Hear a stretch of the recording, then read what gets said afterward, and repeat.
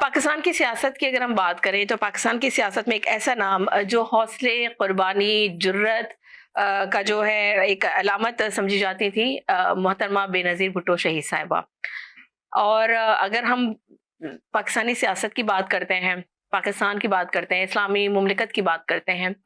تو محترمہ بے نظیر بھٹو شہید صاحبہ وہ خاتون ہیں جو کہ پاکستان کی پہلی خاتون وزیر اعظم بنی. اس کا اعزاز ان کو حاصل ہوا، جنہوں نے آمریت کے سامنے جھکنے کے بجائے جو ہے وہ عوام کے حق میں آواز بلند کرنے کو ترجیح دی. اور جس جرت سے، جس بہادری کے ساتھ، جو بلا خوف و خطر انہوں نے اپنے سیاسی کریئر کا آغاز کیا، اور اس